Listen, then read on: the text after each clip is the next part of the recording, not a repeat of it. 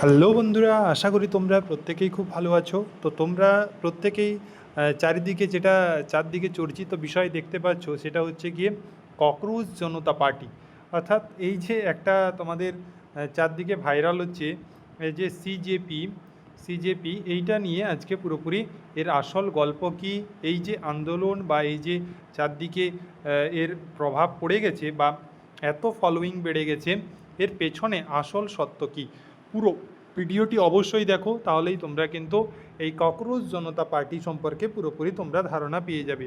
ঠিক আছে, আমরা দেখতে পাচ্ছি ইনস্টাগ্রাম, টুইটার প্রত্যেক জায়গায় কিন্তু ফলোয়ার প্রচুর পরিমাণে বেড়ে গেছে এবং পুরো ট্রেন্ডিং হয়ে গেছে জিনিসটা, যেটা কিন্তু বর্তমানে সরকারেরও কিন্তু এত ট্রেন্ডিং আসেনি। ওকে, তো তোমাদের যে মেন জিনিস সেটা আসলে কি, এই যে ককরোচ জনতা পার্টি এটা আসলে কি, সেটা নিয়ে আমরা পুরোপুরি আলোচনা করব। যা তোমাদের মনে যা প্রশ্ন রয়েছে প্রত্যেকটা প্রশ্নেরই কিন্তু উত্তর দেওয়ার চেষ্টা করব। এটি কবে তৈরি হয়েছিল? এটি 16ই মে 2026 নাগাদ একটা আন্দোলন বা একটা শুরু হয়েছিল, যুব সমাজকে ককরোচ বলে কটাক্ষ করার প্রতিবাদ থেকেই এর জন্ম হয়েছিল। ঠিক আছে, যুব সমাজকে ককরোচ বা এই বলেই কটাক্ষ করার জন্য এটি কিন্তু তৈরি হয়েছিল। এটি কে তৈরি করেছিলেন? এটি তৈরি করেছিলেন অভিজিৎ দীপকে। ঠিক আছে, অভিজিৎ দীপকে কিন্তু নামে একজন এই আন্দোলনের প্রতিষ্ঠাতা বা মুখ্য সংগঠক হিসেবে তিনি হচ্ছে পরিচিত। ঠিক আছে, প্রত্যেকটা জিনিস তোমাদের কাছে পুরোপুরি প্রশ্ন আমি মানে কভার করে দেবো। ঠিক আছে, তাহলে কেন তৈরি হয়েছিল এটা?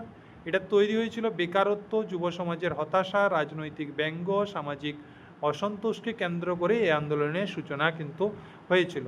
তাদের মূল দাবি কী ছিল? মূল দাবি ছিল যে চাকরি, গণতন্ত্র, মত প্রকাশের স্বাধীনতা, সাধারণ মানুষের বক্তব্যকে সামনে আনার কথা বলা হয়েছিল। বেশিরভাগ বক্তব্যই কিন্তু ব্যঙ্গাত্মক ভাষায় কিন্তু বলা হয়েছিল। এই জন্য কিন্তু এই মানে লোগো দিয়ে তোমাদের কিন্তু একটা বেশ ভাইরাল হয়েছে, প্রচুর পরিমাণে ভাইরাল হয়েছে, তোমরা এটা প্রত্যেকেই জানো। ঠিক আছে, তো এটা কিভাবে দ্রুত জনপ্রিয়তা পেল? ইনস্টাগ্রাম, টুইটার, ঠিক আছে, রেডিট এবং মেম কালচারের মাধ্যমে কয়েকদিনের মধ্যেই লক্ষ লক্ষ মানুষ এই নামের সঙ্গে পরিচিত হয়ে যায় এবং অল্প সময়ে এটি কয়েক মিলিয়ন ফলোয়ার অর্জন করেছিল ইনস্টাগ্রামে। কেন যুব সমাজের মধ্যে এত আলোচনা? কারণ অনেক তরুণী এটিকে নিজেদের হতাশা, বেকারত্ব এবং সামাজিক বাস্তবতাকে ব্যঙ্গের মাধ্যমে প্রকাশ করার মাধ্যমে এটি কিন্তু তাদের প্রতিবাদ স্বরূপ এটা কিন্তু জানাতে চেয়েছে। ঠিক আছে, প্রত্যেকটা জিনিস কিন্তু পুঙ্খানুপুঙ্খভাবে তোমাদেরকে বোঝানো হলো। তোমরা এই অনেকের মধ্যে কনফিউশন ছিল যে এই জিনিসটাই কি, আসলে কেন ভাইরাল হচ্ছে, কি কারণে হচ্ছে, এই জিনিসগুলো নিয়ে তোমাদের মধ্যে কনফিউশন ছিল, তাই কিন্তু তোমাদের পুরোপুরি কনফিউশন দূর করে দিলাম।